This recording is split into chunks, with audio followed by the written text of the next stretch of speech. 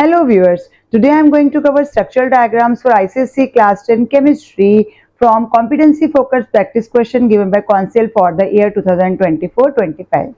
As we can expect many application based questions in our chemistry paper, so first is draw the structural diagram of the product obtained when ethene reacts with chlorine. हमें directly product का नाम नहीं बताया, हमें reaction में product का नाम खुद पता करना है, जो कि हमें पता है अगर हमने केमिस्ट्री रीड की है तो।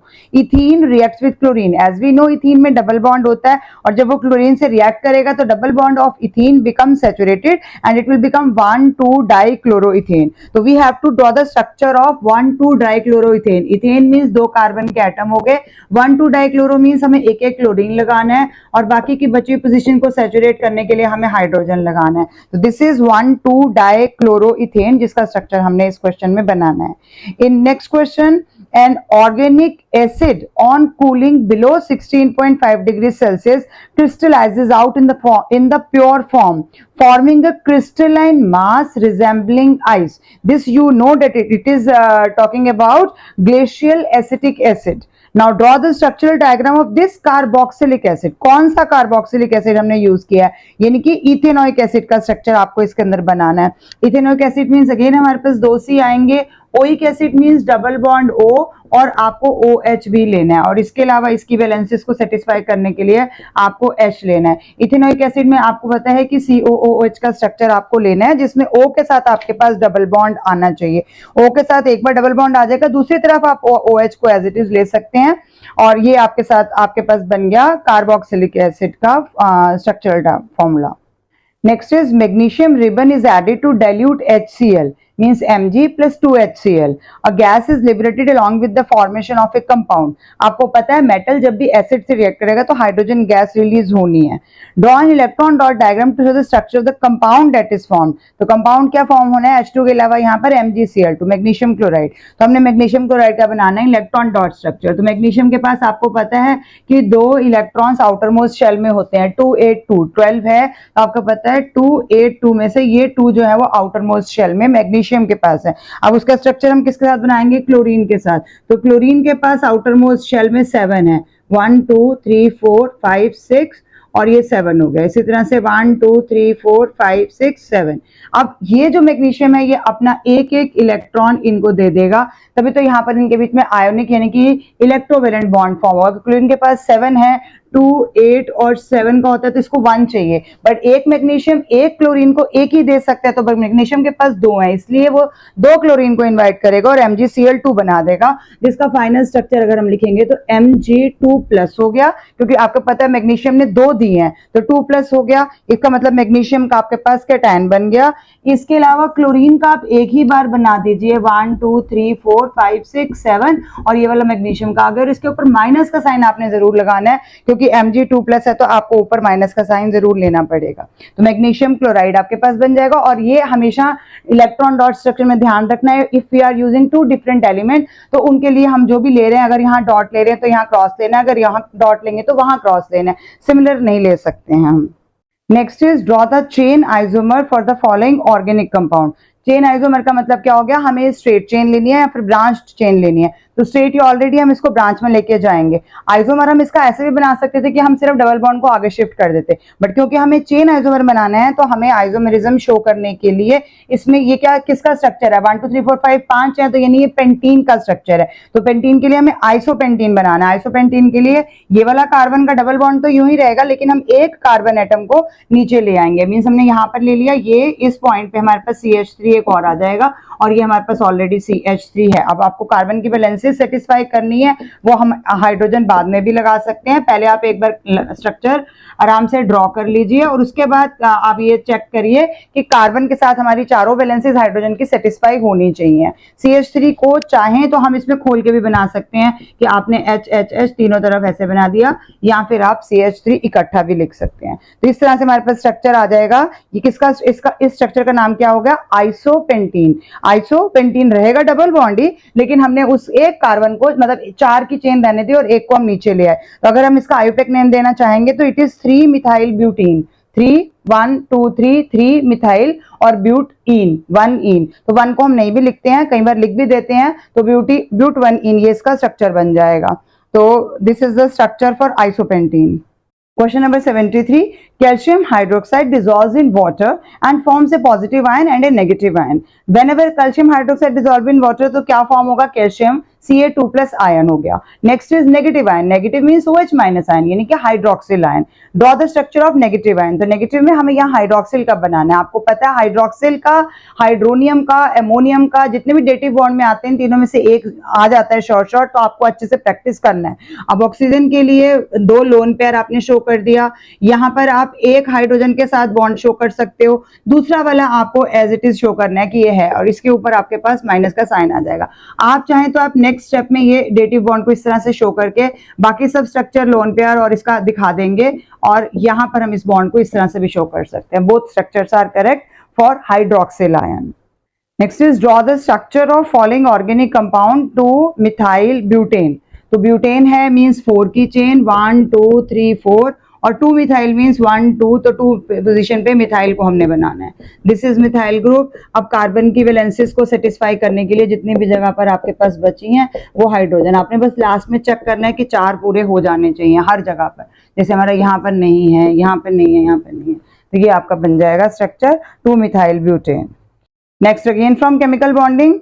The equation given above represents the molecular formation of element X. आपको इस तरह से एलिमेंट X दिखाया गया है जिसके पास आउटर मोस्ट शेल में 5 आपको दिख रहे हैं इलेक्ट्रॉन्स हैं.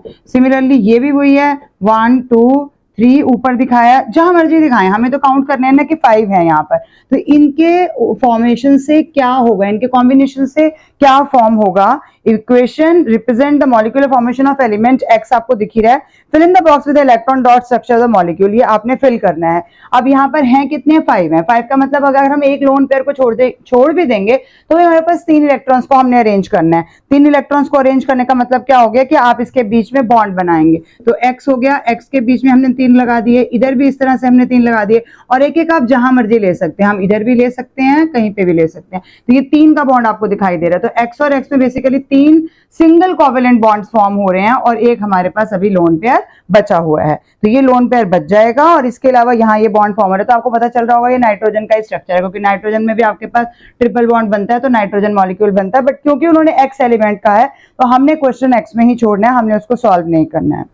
इन question number 76 draw an isomer of the given structure. और ये स्ट्रक्चर ये है, आपके पास टोटल कार्बन आइटम कितने हैं? 1 2 3 4, यानी ये क्या हो गया? ब्यूटेन है. लेकिन ये हमने इसका आइसोमर बनाना है, और आपको दिख रहा है एक हम ऑलरेडी ब्रांच फॉर्म में नीचे ले आए हैं. तो इट मींस ये स्ट्रक्चर हमें किसका दिया गया? This is isobutane.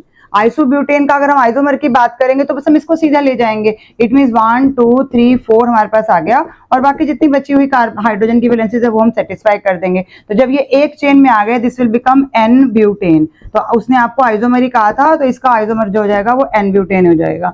मुझे नहीं पता इनके आंसर में प्रॉब्लम है या क्वेश्चन में प्रॉब्लम है, क्योंकि हमें आंसर में इसमें दिया गया है पेंटेन के हिसाब से, जबकि स्ट्रक्चर जो बनाया गया है ब्यूटेन के हिसाब से. अगर हम पेंटेन का स्ट्रक्चर बनाएंगे तो ऑब्वियसली आपका आइसोपेंटेन, नियोपेंटेन वो बन जाएगा, क्योंकि पेंटेन में तो तीनों आइसोमर्स आपके पास हो सकते हैं. बट यहाँ पर ये एन ब्यूटेन का ही स्ट्रक्चर है, तो एन ब्यूटेन में हमारे पास एक ही आएगा इसका आइसोमर, जो कि आपके पास ऑलरेडी दिया हुआ है आइसोब्यूटेन. तो हम इसका आइसोमर में एन ब्यूटेन लिख देंगे.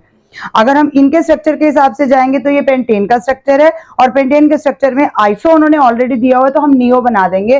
नियो मींस हमने यहाँ ये बनाया, और ऊपर हम इस वाले हाइड्रोजन को हटा देंगे, और यहाँ पर भी हम कार्बन को ही अटैच कर देंगे. तो एक और मिथाइल ग्रुप यहाँ पर आ जाएगा. तो ये स्ट्रक्चर जो पूरा बन जाएगा, दिस इज, आपको दिखाई दे रहा है कितने कार्बन हो गए इसके अंदर? 5 हो गए. तो ये पेंटेन का स्ट्रक्चर बन जाएगा. तो ये बना आपके पास नियो पेंटेन का स्ट्रक्चर, जो कि पेंटेन का ही आइसोमर है. नाउ एज यू नो, कुछ में आपको स्ट्रक्चर ड्रॉ करना होता है और कुछ में स्ट्रक्चर वो देते हैं, आपको नोमेनक्लेचर करेक्टली देना होता है. Both carrying equal 1 mark. तो अब आपके पास वो वाले क्वेश्चन आ रहे हैं. Give the IUPAC name of the following organic compound. Question number 77 onwards. So अब आपके पास यहाँ से देखिए 1 2 3 4, आपने डबल बॉन्ड जहां है वहीं से नंबरिंग स्टार्ट करनी है. तो इट मींस 1 2 3 एंड 4 ये आपकी नंबरिंग हो गई. तो 2 पोजीशन पे मिथाइल ग्रुप आ रहा है, तो इसका नाम क्या हो जाएगा? 2 मिथाइल.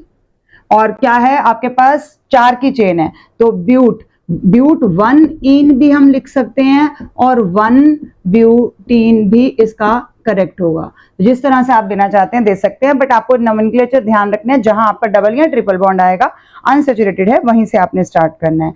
नेक्स्ट इज आपके पास ब्रोमो है और यहाँ पर आपके COOH यानी ओइक एसिड है। तो ओइक एसिड के नंबर हम यहीं से स्टार्ट करेंगे, तो दिस इज 1 2 3 एंड 4। तो अब आपका 3 पोजीशन पे ब्रोमो बन रहा है, तो it means 3 then bromo 3 bromo, उसके अलावा क्या होगा, कितने की चेन है 1 2 3 4 4 हो गया। तो सेम ब्यूट। अब यहाँ पर आपका स्ट्रक्चर कहाँ आ रहा है, यहाँ पर आ रहा है, तो ब्यूटेनोइक एसिड फर्स्ट में ही आ रहा है, तो हम फर्स्ट को इग्नोर कर सकते हैं, ब्यूटेनोइक एसिड, ये आपके पास आंसर हो जाएगा। नेक्स्ट इज फिर से देखिए आपके पास 3 की चेन है, यानी कि प्रोप की चेन बन रही है 1 2 3। हम जहां से भी देंगे OH ग्रुप को सेम पोजीशन मिल रही है, राइट टू लेफ्ट या लेफ्ट टू राइट एक ही बात है। तो 2 पोजीशन पे मिथाइल भी है और OH यानी अल्कोहल ग्रुप भी है, तो दिस इज 2 मिथाइल।